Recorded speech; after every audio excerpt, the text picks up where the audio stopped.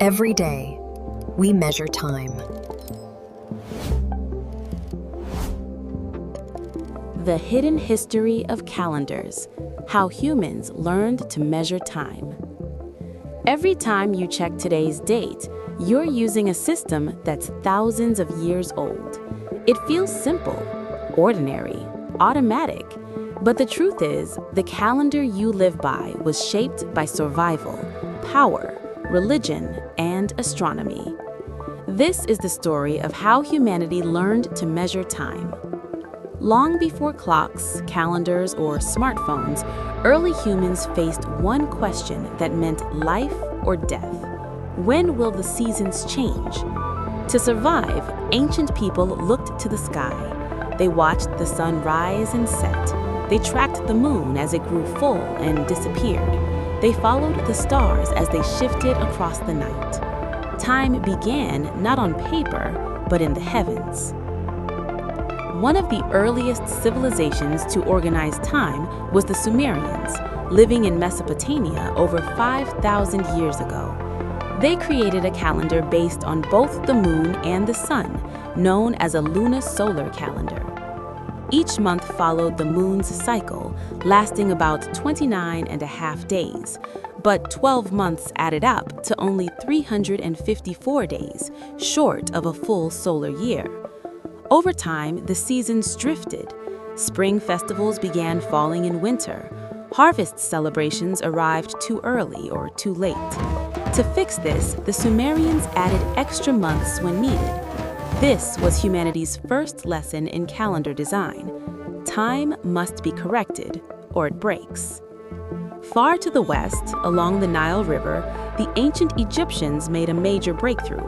They noticed a bright star, Sirius, rose in the sky just before the Nile flooded each year. That flood meant life, water for crops, food for the people. Using this observation, the Egyptians created a solar calendar with 365 days, 12 months of 30 days, plus 5 extra festival days at the end of the year. It was remarkably close to the true length of a year, but there was one flaw. They didn't account for the extra quarter day in the solar cycle. So slowly, almost invisibly, their calendar drifted, about one day every 4 years. Still, the idea of a 365-day year would echo through history. Meanwhile, the Babylonians refined calendar science even further. They used advanced mathematics and developed formal rules for adding leap months. They understood something essential. A calendar isn't just a record of time, it's a living system that must stay aligned with nature. Centuries later, the Roman Empire inherited this knowledge, but mishandled it. Before reform, the Roman calendar was chaotic. It had only 355 days, and politicians could add or remove months at will. Time became a political weapon. Leaders extended their terms. Rivals were cut short. By the 1st century before Christ, the Roman calendar no longer matched the seasons at all. That's when Julius Caesar stepped in. In 45 BCE, Caesar introduced what became known as the Julian calendar. He consulted Egyptian astronomers and adopted a solar year of 365 days, with a leap day added every 4 years. For the first time, time was predictable. The seasons aligned, order was restored. The Julian calendar was so effective that it lasted for more than 1,600 years. But even this system wasn't perfect. The Julian year was 11 minutes too long. That doesn't sound like much, but over centuries it added up. By the 1500s, the calendar had drifted 10 full days out of alignment.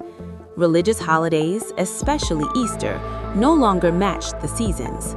For the church, this wasn't just inconvenient, it was a crisis. In 1582, Pope Gregory XIII introduced a new reform, the Gregorian calendar. First, 10 days were removed to fix the accumulated error. Then, the leap year rules were refined. Years divisible by 4 would be leap years, except century years, unless they were divisible by 400. This tiny adjustment made the calendar far more accurate than any system before it. The Gregorian calendar is so precise that it only gains one extra day every 3,300 years. Still, acceptance was slow. Catholic countries adopted it first, Protestant nations resisted. Britain and its American colonies didn't adopt the Gregorian calendar until 1752. When the change finally came, people went to bed on September 2nd and woke up on September 14th. Many believed the government had stolen 11 days of their lives. Yet, over time, the Gregorian calendar became the global standard. Today, it governs business, science, aviation, and international communication.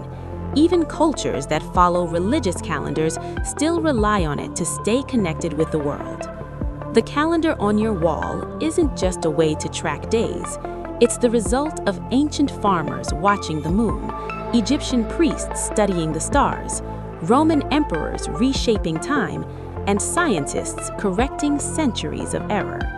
Every date you live by is proof that time as we know it is a human creation, shaped by history, guided by science, and refined across thousands of years.